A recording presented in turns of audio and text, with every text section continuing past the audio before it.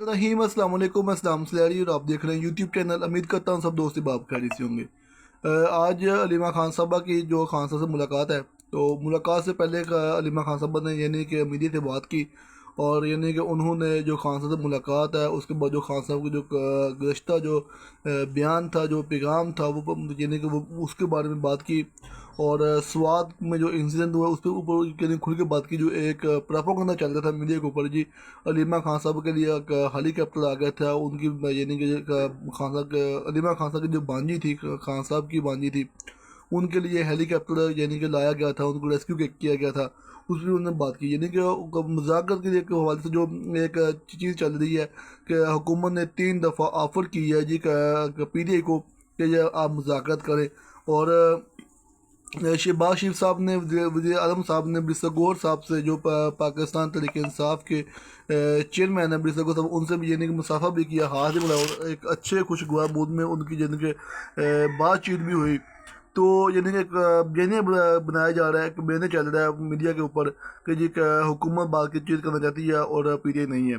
तो इसके ऊपर भी अलीमा खान साहबा ने यानी कि वो बताया, बात की कि यानी हम उससे बात करेंगे जिनके पास ताकत है। ये बेचारे जो है ये सिर्फ एक कठपुतलियाँ आप कह लें कि बिठाए हुए हैं, इनकी कोई वैल्यूज़ नहीं है। यानी कि हम उससे बात करेंगे जिससे बात ट्रंप ने की, यानी कि आसम मनीर साहब से, जिस जो गुज़श्ता दौरा हुआ जो ईरान का और इसराइल की जंग से पहले जो आसम मनीर साहब ने अमेरिका का दौरा किया और ट्रंप साहब से मुलाकातें की, तो उनका जी हम उससे मुलाकात करेंगे जिससे ट्रंप ने मुलाकात की। मतलब ये है कि इनके पास कोई ताकत नहीं है, कोई अवामी मैंडेट नहीं है, कोई कुछ नहीं है।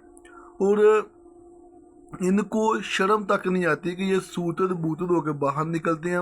ये कम से कम इतना ही कह लें कि जी हमारा मैंडेट नहीं है, या ये चोरी की हुकूमत है, या चोरी का वो कुछ लोग रिमा खान साहब ने कहा कि कुछ लोगों को शर्म आती है थोड़ी बहुत ही नून लीग में, मगर इन लोगों को नहीं आती कि ये इक़्तिदार के मज़े जो वो ले रहे हैं। तो खान साहब ने कहा था कि ये मार्शल लॉ में उससे बात की जाती है जो लोग मार्शल लॉ लगाते हैं। यानी कि ये पाकिस्तान में इस वक्त यानी कि सिविल मार्शल लॉ नाफिज है। किसी को किसी का यानी कि बोलने की इजाज़त नहीं है। अदलिया को अपने कंट्रोल में कर लिया हुआ है। तमाम मीडिया हाउसेज जो है इनके कंट्रोल में हैं। जो कि इनके कंट्रोल में नहीं आते, जो सहाफ़ी नहीं है, कि उनको मार दिया जाता है या उनको ऊपर केसेस बना दिए जाते हैं, उनको अगवा कर लिया जाता है।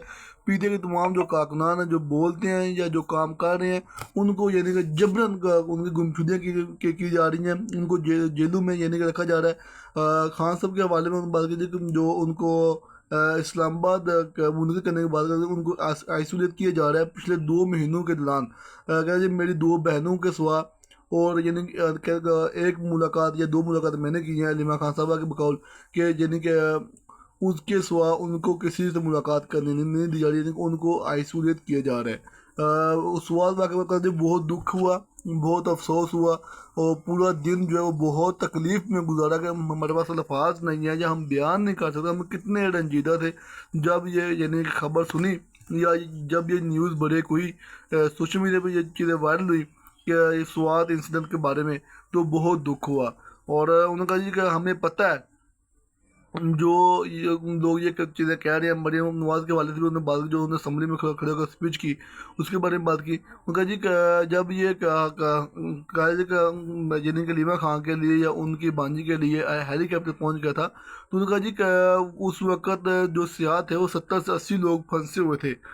उस वक़्त सियासी मकाम पर ये भी स्वाद में हुआ था कि 70 से 80 लोग जो थे वो यानी कि फंसे हुए थे, और वहाँ पे हेलीकॉप्टर की मदद से अवाम को रेस्क्यू किया गया, और 70 से 80 लोगों को रेस्क्यू किया गया।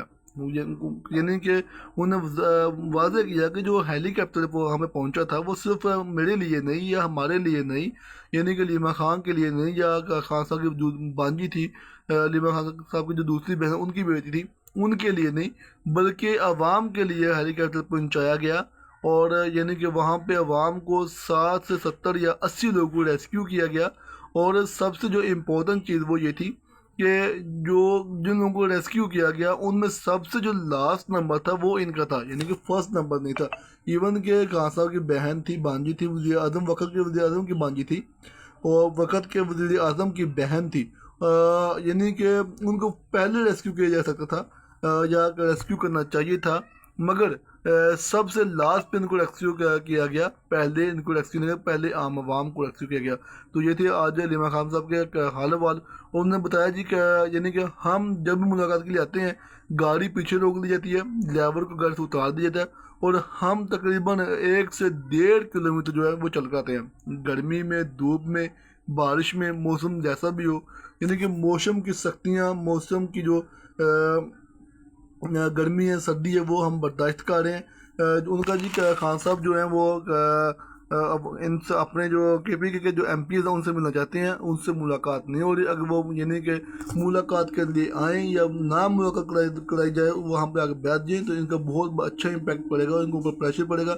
जो हमको मुलाकात नहीं कराई जाती, तो हम कारकुनान को साथ लेकर, कारकुनान हमारे साथ आते हैं, तो इनका प्रेशर बढ़ता है, प्रेशराइज होते हैं और हमको मुलाकात करवा दी जाती है। यानी कि ये उनका एक शिकवा था, उनका गिला था अपने एमपी से और केपी के जो एमएनएज या एमपीज हैं उनसे, कि ये हमारे साथ नहीं चलते। थैंक यू सो मच, अपना बहुत सारा ख्याल रखिएगा। अल्लाह हाफिज़।